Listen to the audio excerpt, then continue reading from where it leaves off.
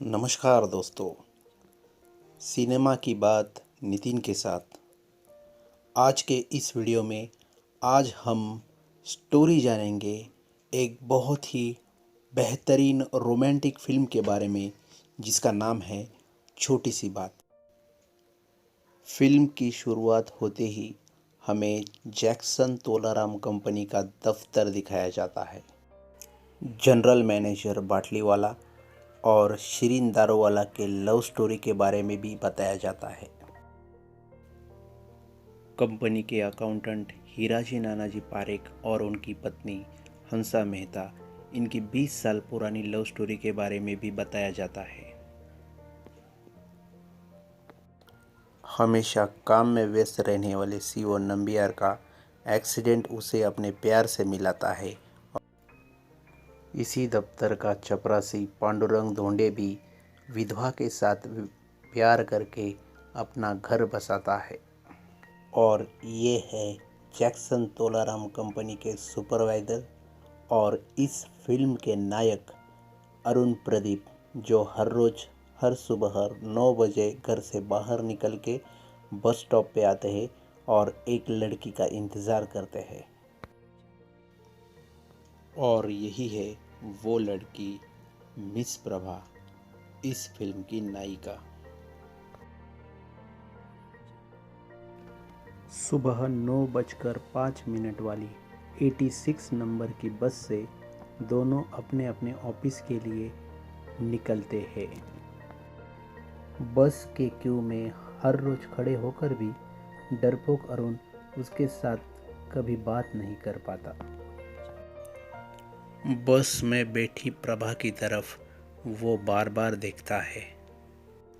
Stop पर उतरने के बाद हर दिन वो प्रभा के ऑफिस तक उसका पीछा करता है, लेकिन प्रभा के साथ उसकी मुलाकात कभी हो नहीं पाती। प्रभा अपनी ऑफिस की सहेली दीपा को अरुण के बारे में हर रोज़ की बातें बताती है और अरुण के इस बर्ताव से दोनों उसका मज़ा लेते हैं। एक दिन प्रभा बस स्टॉप से उतरकर सीधा जैक्सन तोलाराम कंपनी यानी अरुण के ऑफिस तक जाती है। पीछा करने वाला अरुण इस बात से डर जाता है कि शायद प्रभा उसकी शिकायत ना करे और इसकी वजह से वो उसे अपना कैरेक्टर अच्छा है और उसका मकसद कोई और था, ऐसी नाकाम कोशिश करता है। लेकिन वो ऑफिस में जनरल मैनेजर बाटलीवाला के केबिन में जाती है। वहाँ अरुण को भी बुलाया जाता है, लेकिन वहाँ जाके पता चलता है कि प्रभा दरअसल अरुण की शिकायत करने के लिए नहीं बल्कि किसी और काम के लिए वहाँ आई थी और इसके बाद उनकी पहली मुलाकात हो जाती है। अपनी पहली मुलाकात से खुश अरुण उसी रात इरोस में सिनेमा देखता है और सपनों में खोया हुआ अरुण नायक नायिका की जगह प्रभा और खुद को महसूस करने लगता है। यहाँ पे दूसरी तरफ प्रभा भी दीपा के साथ अरुण से हुई पहली मुलाकात का जिक्र करती है और कहती है कि अरुण उसे अच्छा लगता है। प्रभा के ख्यालों में डूबे अरुण को हर जगह अब प्रभा ही दिखाई देती है। एक दिन अरुण और प्रभा बस स्टॉप पे खड़े बस का इंतज़ार करते हैं। तभी वहाँ प्रभा के ऑफिस में काम करने वाला नागेश आता है और प्रभा को अपने स्कूटर में बिठा के लेके जाता है। अरुण ये सब देखकर परेशान होता है, लेकिन कुछ कर नहीं पाता। अरुण प्रभा से बात करने के इरादे से उसके दफ्तर में फ़ोन करके उसे लंच पे बुलाता है। लंच के समय ही वहाँ नागेश उनको मिलता है। नागेश के कारण प्रभा से बात करने का अरुण का प्लान चौपट हो जाता है और बिल भी उसे पेड करना पड़ता है।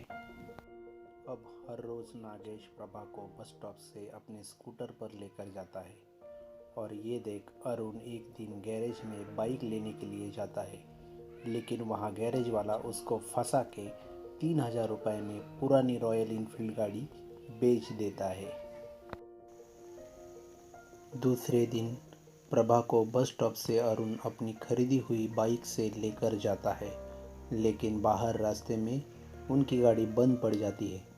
तभी वहाँ नागेश आकर अरुण को कोसता है और नीचा दिखाता है और उसके सामने प्रभा को लेकर जाता है। दिन ब दिन बढ़ती कठिनाइयों के कारण हताश होकर अरुण अपना नसीब यहाँ वहाँ आजमाने लगता है। तभी वहाँ उसे पता चलता है कि खंडाला में कर्नल जूलियस नागेंद्र नाथ विल्फ्रेड सिंह है, जो किसी भी आदमी के जीवन में आई समस्याओं को हल बताते हैं।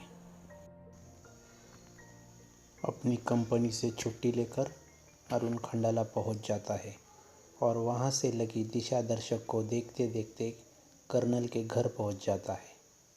कठिन मार्ग से अपने घर पर पहुंचने वाले अरुण की असहायता को कर्नल समझते हैं और उसे 1000 रुपये लेकर 20 दिन रुकने के लिए कहते हैं। कर्नल JNW सिंह बड़ी ही अजीब किस्म के रंगीन आदमी होते हैं। वह दुनिया के हर दुख को हल जानते हैं। बुज़दिल अरुण को 20 दिन में अनेक तरकीबें सिखा के कर्नल तैयार करते हैं और उसके साथ कुछ काम के कारण वो मुंबई निकल आते हैं। यहाँ दूसरी तरफ 20 दिन से बस स्टॉप पे न दिखे अरुण के कारण प्रभा मन ही मन परेशान हो जाती है। इससे पता चलता है कि प्रभा उसका लगाव अरुण की तरफ बढ़ते जा रहा है।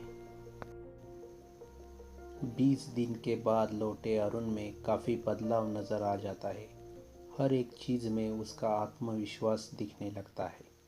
कर्नल के बताए हुए तरकीबों से बैडमिंटन के मैचेस में भी वो नागेश को हरा देता है और प्रभा को प्रभावित करता है।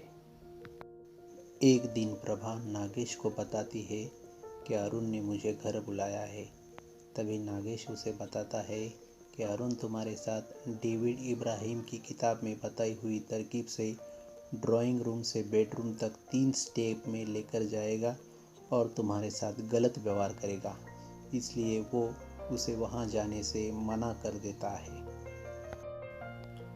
लेकिन प्रभा नागेश की बात नहीं सुनती और वो बांद्रा में स्थित अरुण के घर जाती है।